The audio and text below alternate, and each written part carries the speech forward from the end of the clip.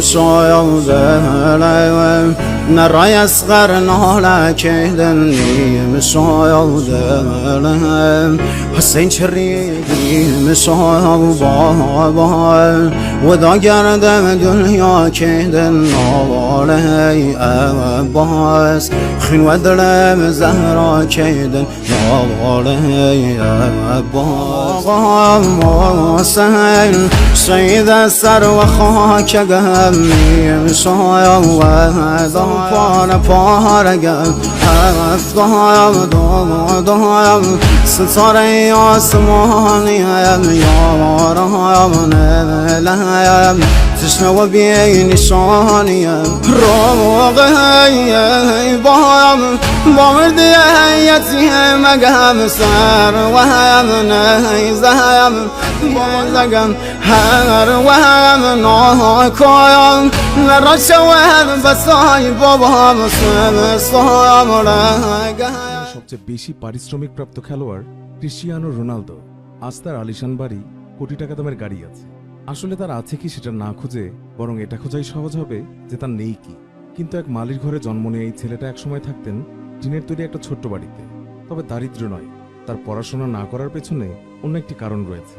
School জীবনে Ronaldo একবার এক শিক্ষকের গায়ে চেয়ার ছুঁড়ে মেরেছিল, আর এই অপরাধে স্কুল থেকে তাকে সে সময় বহিষ্কার করা হয়। এরপর আর কখনোই বিদ্যালয়ে ফেরা হয়নি। খুব কম মানুষই জানে একটা সময় কতটা কষ্টের মধ্যে দিয়ে গেছেন ক্রিশ্চিয়ানো রোনালদো। আচ্ছা, না জানলেও সমস্যা নেই, শুধুমাত্র জানার আগ্রহ থাকলেই হবে। আমাদের আজকের এই ভিডিওতে জানব ফুটবল বিশ্বের এই রাজার মালির পরিবার থেকে বর্তমান পর্যায়ে উঠে আসার গল্প। আরও জানব তার ব্যক্তিগত জীবন এবং উদার মানসিকতার গল্প। সেই সাথে মেসি, নেইমার এবং রোনালদো এই তিনজনের মাঝে কে সেরা, এই প্রশ্নের নিরপেক্ষ উত্তর জানতে আমাদের এই ভিডিওটি দেখতে থাকুন শেষ পর্যন্ত। খুবই অল্প বয়স থেকে ফুটবল খেলা শুরু। মাত্র 8 বছর বয়সে প্রথমে আন্দোরিনহা নামে একটি অপেশাদার দলে তার ক্রীড়া জীবন শুরু হয়। সেখানে তার বাবা কাজ করতেন। রোনালদোর মা মারিয়া ডোলোরেস ছোটবেলায় তাকে ক্রাই বেবি বলে ডাকতেন, কারণ কোনো ম্যাচ ভালো না খেললেই তিনি মাঠে বসেই কান্নাকাটি করতেন। এখনও অবশ্য এই প্রচলনটি রয়ে গেছে। তার দলের অন্য খেলোয়াড়রা তাকে মজা করে ঠিক ক্রাই বেবি নামেই ডাকে। ক্রিশ্চিয়ানো রোনালদো দস সান্তোস এভিউরোর জন্ম হয়েছিল 1985 সালের 5 ফেব্রুয়ারি পর্তুগালের ফানচালে একটি পরিবারে। ক্রিশ্চিয়ানো রোনালদো পর্তুগালের এক প্রত্যন্ত অঞ্চলে এক হতদরিদ্র পরিবারের ছেলে। তার বাবা একজন পার্ট টাইম গার্ডেনার ও একজন কিকম্যানের হয়ে কাজ করতেন। তার বাবার কাজের মধ্যে দিয়েই তার ফুটবলের সাথে পরিচয় হয়। পরিবারকে সমর্থন করতে কিছু টাকা রোজগারের জন্য তার মা রান্না করা এবং বাসন মাজার কাজও করতেন। রোনালদোর পরিবারে সে ছাড়া এক বড় ভাই আর 2 বোন আছে। রোনালদোর পুরো পরিবার ছোট একটা টিনের ঘরে থাকত। রোনালদোর বয়স যখন 15 বছর, তখন এক মেডিকেল পরীক্ষায় ধরা পড়ে তার হার্টের সমস্যা আছে। তাকে বাঁচাতে হলে ফুটবল খেলা ছেড়ে দিতে হবে বলে ডাক্তার পরামর্শ দেন। তখন তার সামনে মাত্র 2টি পথ খোলা ছিল, হয় ফুটবল ছেড়ে দাও, না হয় জীবনের ঝুঁকি নিয়ে হার্টের সার্জারি করাও। তার জন্য ফুটবল ছাড়াটাই বেশি কঠিন ছিল বলে সে মৃত্যুর কথা না ভেবে সে সময় হার্টের সার্জারি করিয়েছিলেন এবং সৌভাগ্যক্রমে সেই সার্জারি সাকসেসফুল হয়েছিল। এরই মাঝে 1995 সালে 10 বছর বয়সের মধ্যেই পর্তুগালে তার সুনাম ছড়াতে থাকে। মাদিয়েরার শীর্ষ 2 দল সিএস মারিতিমো ও সিডি ন্যাশিওনাল তাকে পেতে উন্মুখ ছিল। অপেক্ষাকৃত বড় দল মারিতিমো সে সময় আন্দোরিনহার ব্যবস্থাপকের সাথে একটি মিটিংয়ে অংশ নিতে পারেননি। ফলে সিডি ন্যাশিওনাল খুব সহজেই রোনালদোকে হস্তগত করে। ন্যাশিওনালের হয়ে সেই মৌসুমে শিরোপা জেতার পর স্পোর্টিং দলের সাথে তিনি চুক্তিবদ্ধ হন। 2003 সালে ম্যানচেস্টার ইউনাইটেড কোচ অ্যালেক্স ফার্গুসনের দৃষ্টি কাড়েন রোনালদো। এরপর 2004 সালে ম্যানিউর প্রথমবারের মতো এফএ কাপের শিরোপা জয় করে। 7 নম্বর জার্সিতে ম্যানিউতে খেলতেন ক্রিশ্চিয়ানো রোনালদো। 2009 পর্যন্ত খেলেছেন ফার্গুসনের ক্লাবেই। ওই বছরই স্প্যানিশ ক্লাব রিয়াল মাদ্রিদে হস্তান্তর করা হয় তাকে। এর বিনিময়ে ম্যানিউ পায় 80 মিলিয়ন ইউরো। রিয়াল মাদ্রিদের হয়ে এক মৌসুমে সর্বোচ্চ গোল 60টি। শুধু লা লিগায় এক মৌসুমে সর্বোচ্চ গোল করেছেন 46টি। চ্যাম্পিয়ন্স লিগে এক মৌসুমে সর্বোচ্চ গোল করেছেন 14টি। এক মৌসুমে সর্বাধিক 7টি হ্যাট্রিকের কৃতিত্ব রয়েছে তার। সবচেয়ে কম সময়ে 50, 100, 150 এবং 200 লিগ গোলের মালিক তিনি। ইউরোপিয়ান লিগেও রেকর্ড করেছেন রোনালদো। ইউএফএ চ্যাম্পিয়ন্স লিগের সর্বোচ্চ গোলদাতা তিনি। এক টুর্নামেন্টে করেছেন 16টি গোল। একই বছরে চ্যাম্পিয়ন্স লিগের সর্বোচ্চ গোলের মালিকও তিনি। মোট 15টি গোল করেছেন তিনি 2013 সালে। 9 নম্বর জার্সি দিয়ে শুরু করেছিলেন রিয়াল মাদ্রিদের ক্যারিয়ার। এরপর রাউল গঞ্জালেসের 9 নম্বর জার্সি নির্ধারিত হয় ঠিক তারই জন্য। 21,000 ইউরোর চুক্তি হয় রোনালদোর সঙ্গে। এটি ওই সময়কার কোনো ফুটবলারের সর্বোচ্চ আয়। English premier league golden boot জিতেছেন সর্বোচ্চ 31 গোল করে। পরপর 2 বছর ইউরোপীয় লিগে এক মৌসুমে সর্বোচ্চ গোলদাতা রেকর্ড করেছেন তিনি। ইংলিশ প্রিমিয়ার লিগ এবং স্প্যানিশ লা লিগায় আলাদাভাবে গোল্ডেন বুট জয় করা একমাত্র ফুটবলার তিনি। প্রথম ফুটবলার হিসেবে লা লিগায় প্রতি টিমের বিপরীতে কমপক্ষে একটি গোল করার রেকর্ড করেছে এই পর্তুগিজ ফরওয়ার্ড। একই সাথে লা লিগায় দ্রুততম সময়ে 150টি গোল করার রেকর্ডও তার। 2009 থেকে 2010 মৌসুমে এক বছরে আন্তর্জাতিক গোলের সর্বোচ্চ মালিক ক্রিশ্চিয়ানো রোনালদো। এই একই কৃতিতে তার সাথে ছিলেন মেসি এবং ভিভিয়ান ইওয়ার্ড। শুধু ক্লাব পারফরমেন্সের জন্যই নয়, পর্তুগালের জার্সি গায়ে জড়িয়েও তিনি খেলেছেন 6-7টি বড় টুর্নামেন্ট। 2004 সালে ইউরো কাপে গ্রিসের বিপক্ষে প্রথম আন্তর্জাতিক গোল করেছিলেন তিনি। দেশের সর্বকনিষ্ঠ খেলোয়াড়, যিনি 100 বার পর্তুগালকে রিপ্রেজেন্ট করেছেন। স্বদেশে জার্সি পরে সর্বকালের সেরা গোলদাতা ক্রিশ্চিয়ানো রোনালদো।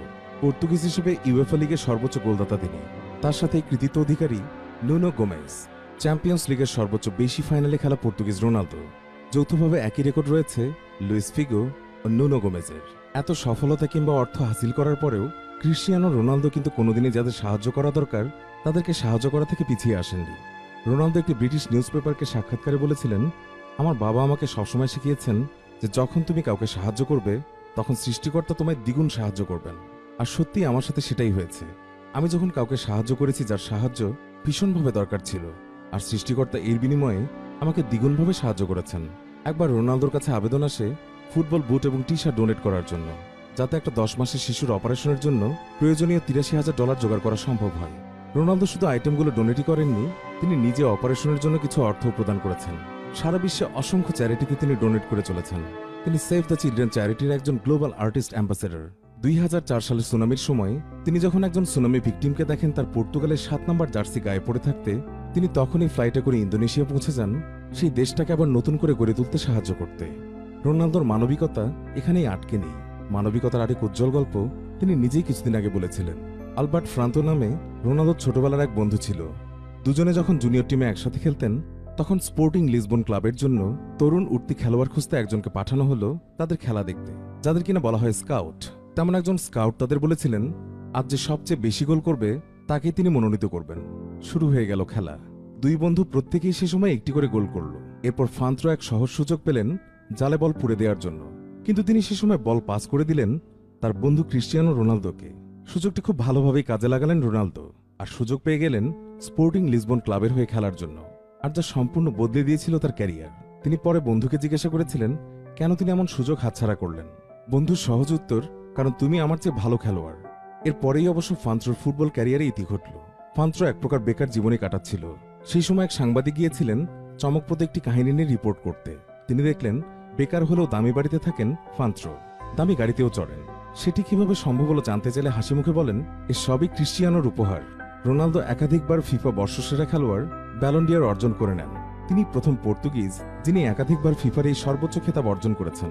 তিনি প্রথম ফিফা পুকাস অ্যাওয়ার্ড লাভ করেন 2009 সালে, 2008 সালে প্রথমবার, এবং তারপর বেশ কয়েকবার পেয়েছেন ইউরোপিয়ান গোল্ডেন বুট অ্যাওয়ার্ড। ব্যক্তিগত জীবনে রোনালদো এখনও বিয়ে করেননি, তবে তার বান্ধবী জর্জিনা রদ্রিগেজের মাধ্যমে 2টি এবং গর্ভ ভাড়া করা পদ্ধতিতে মোট 4টি সন্তানের জনক তিনি। 2010 সালে জুভেন্টাস তারকার প্রথম সন্তান ক্রিশ্চিয়ানো জুনিয়রের জন্ম হয়। 2017 সালে সরোগেসি পদ্ধতিতে সে সময় যুক্তরাষ্ট্রে রোনালদো যমজ সন্তানের জন্ম দেন এক আমেরিকান নারী। একই বছরের নভেম্বরে বান্ধবী জর্জিনার গর্ভে জন্ম নেওয়া সন্তানের বদৌলতে চতুর্থবারের মতো বাবা হন 5 বারের ফিফা ব্যালন ডি'অর জয়ী তারকা ক্রিশ্চিয়ানো রোনালদো। সম্প্রতি আবারও গুঞ্জন উঠেছে তার বাবা হবার খবরে। রোনালদোকে নিয়ে যতই বলি না কেন, তাকে নিয়ে বলা কোনোভাবেই শেষ হবে না। তাই ভিডিওটি শেষ করার আগে চলুন তার সম্পর্কে আরও কিছু তথ্য জেনে নিই। স্কুলে রোনালদোর প্রিয় বিষয় ছিল ইতিহাস। প্রিয় তো হবেই, নিজে তো ইতিহাস ভাঙতে আর করতে পছন্দ করেন। মাদাম তুসো জাদুঘরে রোনালদোর মোমের প্রতিকৃতি রয়েছে। 2010-এর বিশ্বকাপের আগে সে সময় এটি উন্মোচন করা হয়েছিল। রোনালদোকে ছোট মৌমাছি বলা হতো, কারণ খেলার সময় তাকে সে সময় কেউই ধরতে পারত না। CR7-এর প্রিয় অভিনেত্রী হচ্ছেন অ্যাঞ্জেলিনা জোলি। আপনারা হয়তো অনেকেই জানেন না, রোনালদো খুবই ভালো একজন টেবিল টেনিস খেলোয়াড়। ছোটবেলা থেকেই রোনালদো ফুটবলার হওয়ার স্বপ্ন দেখতেন। এজন্য তিনি তার বিছানার পাশে প্রতি রাত ফুটবল নিয়ে ঘুমাতেন। ফিল্মে রোনালদোর সবচেয়ে পছন্দের জনরা হল হরর। রোনালদো যে কোনো ভয়ের মুভি খুবই পছন্দ করেন। CR7 নামে পর্তুগালে ফ্যাশনিস্ট রোনালদোর একটি বুটিক হাউস রয়েছে। নান্দনিক ফুটবল কিংবা তার অসাধারণ ব্যক্তিত্ব অথবা রাজকীয় জীবনযাপন সবকিছু মিলিয়ে রোনালদো যেন এক মহা সম্রাটের নাম, যার কারণে বিশ্বজুড়ে তার ভক্ত আছে পৃথিবীর নানা অংশে ছড়িয়ে ছিটিয়ে, যারা এই রোনালদোকে দেখে ফুটবল শিখতে বাধ্য হচ্ছে। এই রোনালদোকে দেখে নানা সামাজিক কাজে আগ্রহী হচ্ছে। এই রোনালদোকে দেখে শত বাধা আসার পরেও জীবনে সফলতা বয়ে আনার জন্য শক্তি এবং সাহস পাচ্ছে। এভাবেই পুরোদমে চলতে থাকুক সবার প্রিয় CR7। প্রিয় ভিউয়ার্স, বর্তমান বিশ্বের সেরা ফুটবলার বলতে তিনজনের নামই সবার আগে উঠে আসে: মেসি, নেইমার এবং রোনালদো।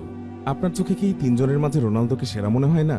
যদি মনে হয় তবে কমেন্ট করে ইয়েস লিখুন, আর যদি না মনে হয় তবে নো লিখে আপনার মূল্যবান মতামত আমাদেরকে